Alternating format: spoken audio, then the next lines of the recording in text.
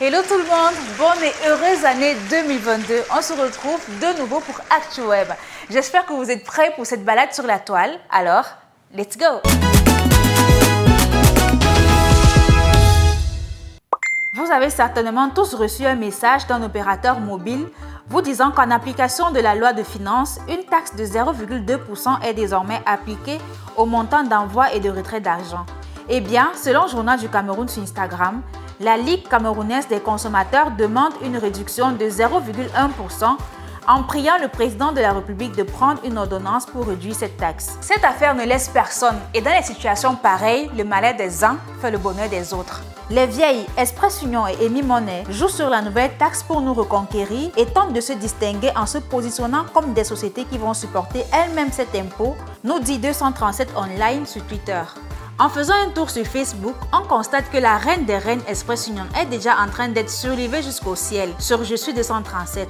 On peut changer de camp rapidement comme ça. Que oh, Express Union Chou, tu sais que je t'aime non. Notre seul et vrai amour, les atalakou de sang.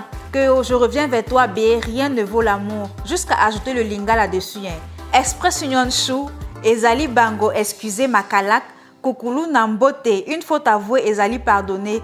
Congolais même est étonné, mais je ne pense pas qu'il le soit plus que nos frères du Burkina Faso qui vivent en ce moment une situation très gênante. La page Côte d'Ivoire est chic nous dit que cette statue trônant devant la mairie de la ville de Sia est censée représenter un silure qui est l'emblème de la capitale économique du Burkina Faso, Bobo Dioulasso. Non mais qui a fait ça? Vous-même, il faut bien regarder un silure, c'est la même chose. Et ce ne sont pas les réactions dans les commentaires qui disent le contraire. En tout cas, nous ne reconnaissons pas aisément ce poisson. Pardon, enlevons notre bouche sur les choses des gens.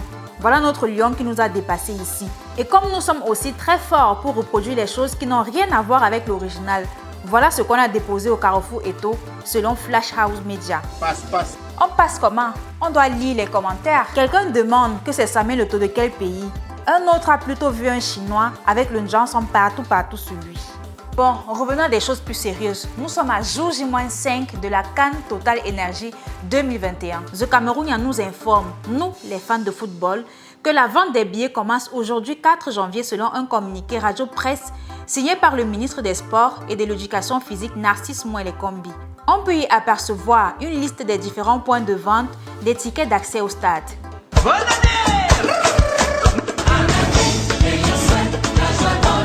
Nouvelle année, nouvelle méthode pour Majaki qui nous présente officiellement son nouveau kaba qu'elle s'est offerte après avoir bouffé dans une de ses nombreuses réunions, une chose qui est plutôt très bien accueillie par ses fans qui lui souhaitent d'ailleurs beaucoup de bonheur pour cette nouvelle année.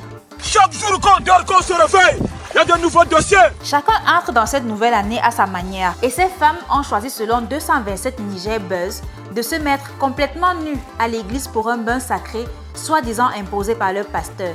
Il aurait été vu dans une vidéo diffusée en direct et les screenshotters ont fait le travail et relayé l'info partout sur la toile. Et voilà qu'on insulte les gens à tort et à travers dans les commentaires. C'est alors bien comme ça. Ça sera sucré. Ça n'a même pas encore commencé à être sucré qu'on reçoit une information des dernières minutes du 4e pouvoir qui dit qu'un marabout sénégalais a révélé que c'est le Sénégal qui remportera la Coupe d'Afrique des Nations. Passe. C'est mieux. Parce que façon on le descend dans les commentaires, non? Je n'aimerais pas être à sa place. Anyway, rendez-vous le 9 janvier. Et en passant, selon 237 online, le montant fixé par la CAF pour le vainqueur de cette compétition est de 3 milliards de francs CFA. Et vous croyez que les lions indomptables vont laisser passer ça? Bref, continuons seulement à nous enjailler sur le son « L'Afrique, le monde te regarde » de la diva Chantal Aïssi.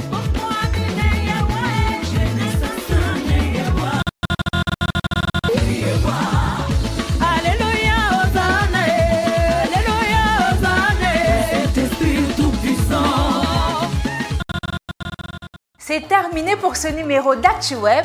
On se retrouve très vite et vous le savez bien, on reste connecté via l'application Tara Plus, disponible en téléchargement sur App Store et Play Store.